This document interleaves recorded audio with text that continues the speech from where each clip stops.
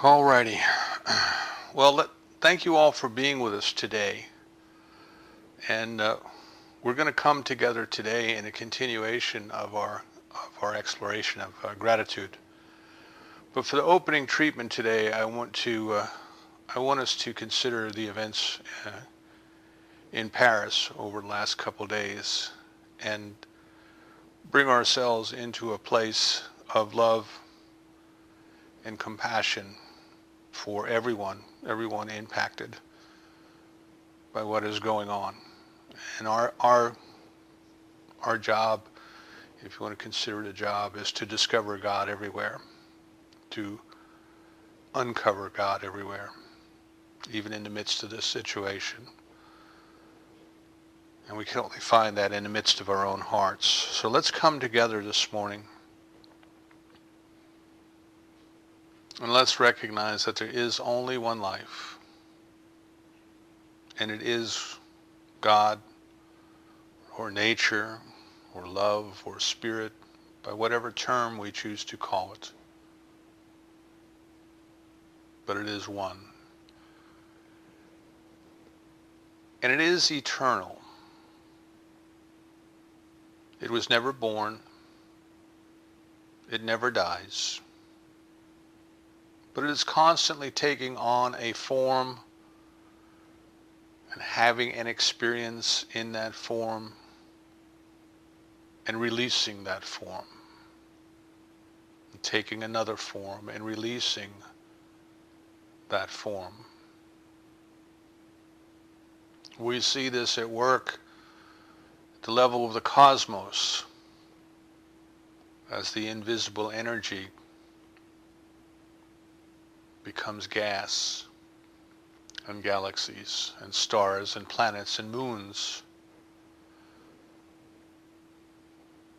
And we see it at the level of the microcosm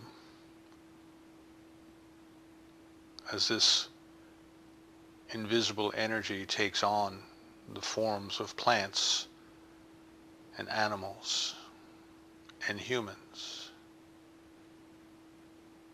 And over time, it releases that form.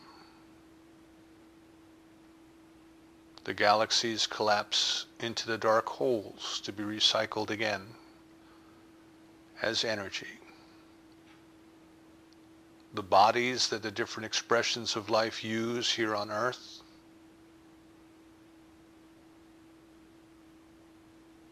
are recycled back into the dust of the earth from which they came.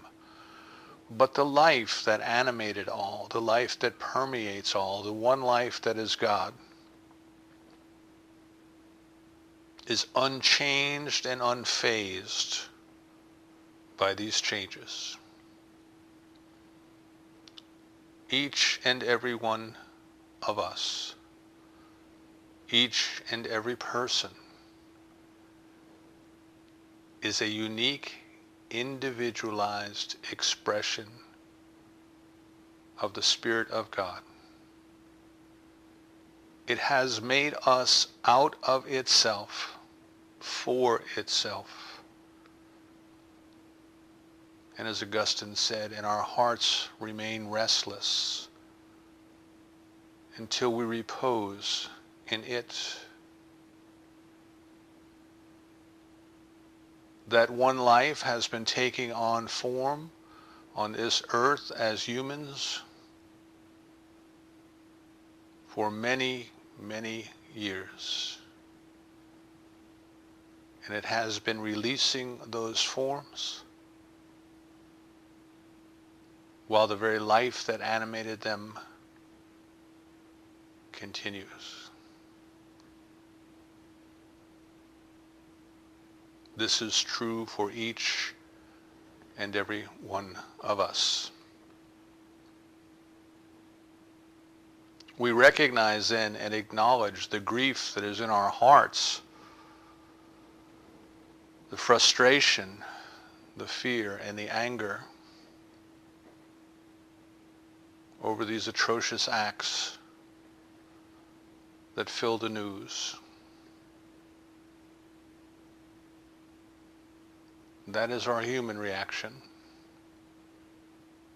That is the way our human ego and consciousness thinks. And today we wish to turn the other cheek. We wish to see the spiritual truth in this situation and in all situations. And we recognize that these beautiful souls that have left us have simply gone on to the next experience. We recognize that the sadness that we feel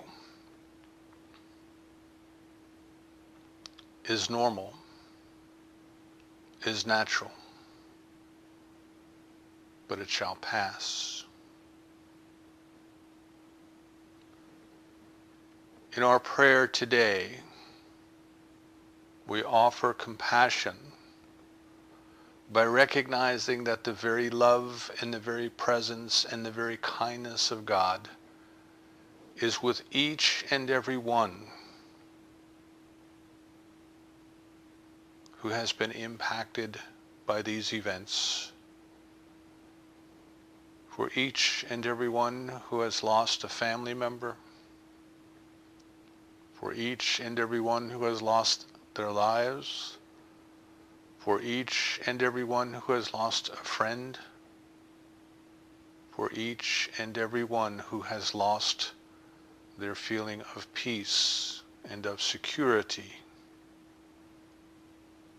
We recognize that God's love, God's comforter, is with them and with us right here and right now. And in this prayer, we include everyone, even the families of those who committed the crime, for they too have lost someone. We bless those whom we call enemies. We pray for those who would do us harm. We recognize the unity of all life